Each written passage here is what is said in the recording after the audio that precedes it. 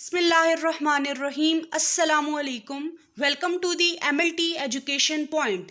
Previous videos में हमने anatomy के इंट्रोडक्शन को डिटेल से देखा, एनाटॉमी की ब्रांचेस को, एनाटॉमिकल टर्मिनोलॉजीज जो कि एनाटॉमी में यूज़ होती हैं, anatomical terms related to body movement and different positions and body planes को हमने डिटेल से डिस्कस किया। Today we are going to talk about the cell. So let's start the topic. Cell is the smallest structural and functional unit of the body. Cell क्या है? Smallest, यानी इसको हम अपनी नेकेड आई से नहीं देख सकते, इसके लिए हमें इंस्ट्रूमेंट रिक्वायर है, यानी कि माइक्रोस्कोप। सो ये क्या है? स्मॉलेस्ट स्ट्रक्चरल यूनिट है, यानी हमारी बॉडी का स्ट्रक्चर बनाता है, और functional unit of the body है, फंक्शन डिफरेंट फंक्शंस परफॉर्म करता है। So cell is the smallest fundamental structural and functional unit of life. अब ये हमारी बॉडी का फंडामेंटल यूनिट क्यों है? क्योंकि ये जितने भी लाइफ के प्रोसेसेस हैं उसके लिए ये रिस्पॉन्सिबल है, हमारी लाइफ का बिल्डिंग ब्लॉक है, because it can replicate independently. They provide structure to the body and convert the nutrients taken from the food into the energy. For example अगर हम बात करते हैं, the trees in the forest, the fish in the river, the birds in the sky, a worm in the soil, all that thing that I mentioned, in fact any living thing is made up of cell. Any living thing on this planet is made up of cell, which are known to be the building block of a living things, and many cells come together to form a living organism. But besides this, some organism like bacteria are made up of only one cell, they are unicellular. Clear? Next अगर हम देखें तो every living being जो है वो क्या perform करता है? वेरियस फंक्शंस परफॉर्म करता है अपनी पूरी लाइफ स्पैन के अंदर, जिसमें क्या फंक्शन है? रेस्पायरेशन हो गया, डाइजेशन हो गया, एक्सक्रीशन हो गया, रिप्रोडक्शन हो गया। So the body has a specific organs to carry out these function. These organs are made up of various type of tissues, and tissues are nothing but a group of cell. तो cell कैसे develop होता है? Cell develop होता है fusion से। जब female cell यानी ovum and male cell यानी कि स्पर्म, ये जब फ्यूज होते हैं, ये जो हैप्लॉइड नंबर ऑफ दोनों सेल्स हैं, जब ये फ्यूज होते हैं तो इनकी फ्यूजन से क्या बनता है? जाइगोट फॉर्म्ड होता है, जो कि जिसमें diploid number of chromosomes present होते हैं। तो इस सिंगल सेल जाइगोट से जो है इसकी फर्दर जब मल्टीप्लिकेशन होती है थ्रू माइटोसिस, तो होल बॉडी जो है वो डेवलप होती है, यानी सेल से टिश्यू, टिश्यू से ऑर्गन, ऑर्गन से organ system, and organ system से ह्यूमन बॉडी जो है वो डेवलप होती है। सेल क्या है? बिल्डिंग ब्लॉक है ह्यूमन बॉडी का। जैसे एक बिल्डिंग की अगर हम बात करें तो वो उस पूरी बिल्डिंग का जो बिल्डिंग ब्लॉक है वो क्या है? ब्रिक है। उस ब्रिक से ठीक है क्या बनती हैं? वॉल्स। तो वॉल्स क्या हैं? टिश्यू। अब वॉल से क्या बनते हैं? रूम। तो रूम क्या हुए? ऑर्गन। क्लियर? अब रूम से क्या बनता है? पूरा हाउस है, घर बन जाता है, यानी ऑर्गन सिस्टम या फिर बॉडी बन जाती है।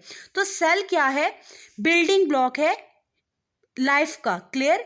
उससे क्या बनते हैं? टिश्यू, यानी group of cells will form tissue, and different types of tissue will form organs. जैसे स्टमक एक ऑर्गन है, लिवर एक ऑर्गन है, और उस ऑर्गन से क्या बनेंगे? Organ system.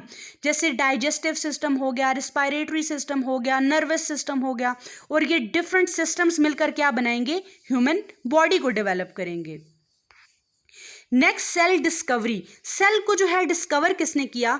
Robert Hooke was the first biologist who discovered the cell in 1665। यानी रॉबर्ट हुक ने कैसे ऑब्जर्व किया? बेसिकली वो स्टडी कर रहा था बॉटल कॉर्क के ऊपर, वो स्टडी कर रहा था, यानी जो बार्क टिश्यू होते हैं या बार्क ट्री, उसके ऊपर स्टडी कर रहा था अपने कंपाउंड माइक्रोस्कोप को यूज करते हुए। तो उसने क्या ऑब्जर्व किया कि उसने स्मॉल स्ट्रक्चर्स देखे वहाँ पे, जो कि किसके जैसे रिजेंबल कर रहे थे? जैसे स्मॉल रूम्स होते हैं। उसने उस स्मॉल रूम्स को नेम क्या दे दिया? सेल का। अब यहाँ पे एक लिमिटेशन ये थी कि जो कंपाउंड माइक्रोस्कोप वो यूज़ कर रहा था, उसकी जो मैग्नीफिकेशन थी वो बहुत ही कम थी, बहुत ही लिमिटेड थी. So owing to this limitation Hooke concluded that they were non living entities. तो उसने क्या कंक्लूड किया कि सेल क्या है, नॉन लिविंग है. उसने नॉन लिविंग इसको कंसिडर किया. लेटर जो है एंटोनी वैन लीवन हुक ने ऑब्जर्व किया अपने कंपाउंड माइक्रोस्कोप में, जिसकी मैग्निफिकेशन हायर थी. उसने ये नोटिस किया कि सेल्स जो हैं उनके अंदर मूवमेंट है, वो मोबिलिटी है, उनके अंदर मोटिलिटी है. तो सेल्स क्या है, लिविंग स्ट्रक्चर है. क्लियर. इस तरीके से जो सेल है वो डिस्कवर हुआ.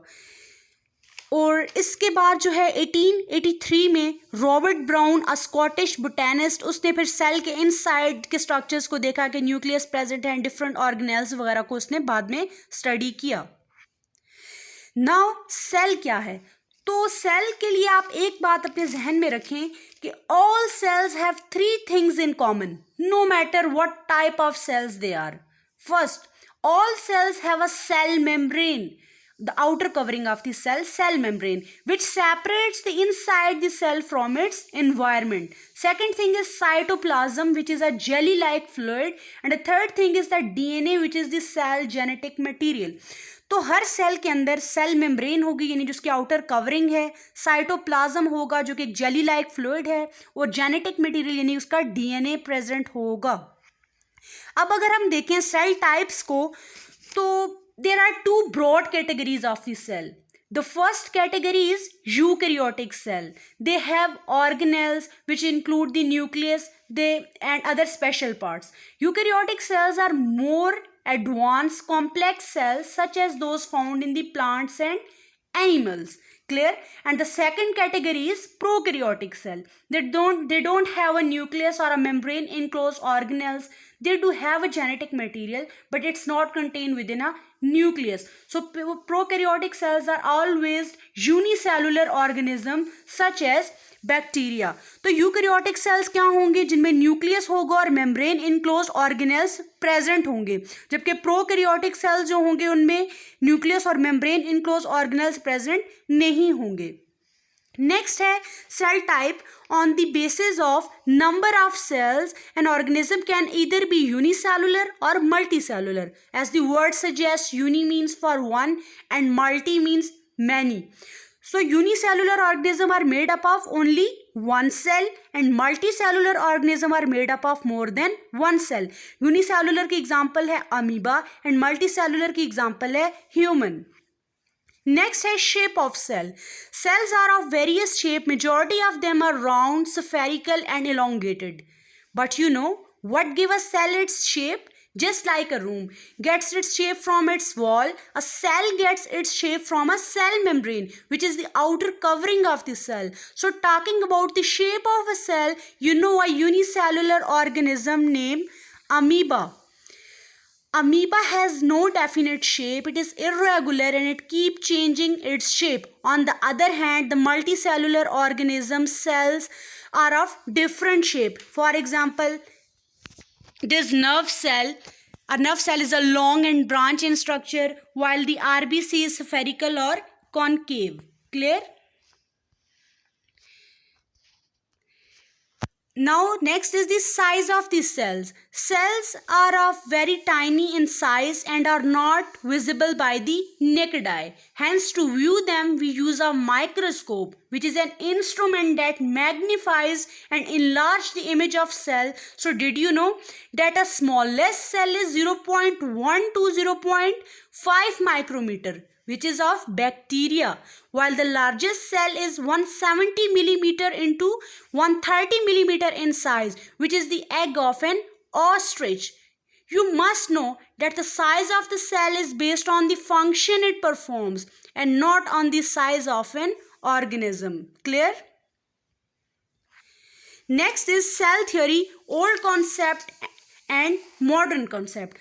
Old concept is developed by a microbiologist Schleiden and Schwann about the properties of the cell. So the first property include all living things are made of cells and their product. जितने भी living organisms हैं वो किससे मिलकर बनते हैं? Cell से और इसके प्रोडक्ट से. लाइक सेल के प्रोडक्ट क्या हैं? नेल्स हो गए, हेयर्स हो गए. नेक्स्ट क्या था? New cells are created by old cell dividing into two. यानी कि जो न्यू सेल्स हैं वो किससे मिलकर बनते हैं? एग्जिस्टिंग सेल से ठीक है, और किसके जरिए, माइटोसिस के जरिए डिवाइड होके। नेक्स्ट इसमें ये बोला गया था कि cells are basic building block of life, कि सेल क्या है, बेसिक बिल्डिंग ब्लॉक है लाइफ का। इसके कंपैरिजन मॉडर्न कॉन्सेप्ट में क्या बात हुई कि activity of an organism depends on the total activity of independent cell, कि किसी भी ऑर्गेनिज्म की एक्टिविटी किस पे डिपेंड करेगी, उसका जो एक अकेला सेल है उसकी टोटल एक्टिविटी के ऊपर। फिर इसके बाद बात की गई कि cell contains information necessary for the creation of new cell like hereditary information and DNA, यानी सेल के अंदर ऐसी इंफॉर्मेशन होती है जो कि न्यू सेल की क्रिएशन के लिए ज़रूरी होती है, और वो क्या थी, हेरिडिटरी इंफॉर्मेशन, यानी कि जो हेरिडिटरी इंफॉर्मेशन वो इंफॉर्मेशन होती है जो कि एक जनरेशन से दूसरी जनरेशन में पास हो, एक सेल से दूसरे सेल में पास हो, जैसे कि DNA. So students, if you understood this video, please like, share and subscribe to my YouTube channel. Thank you for watching.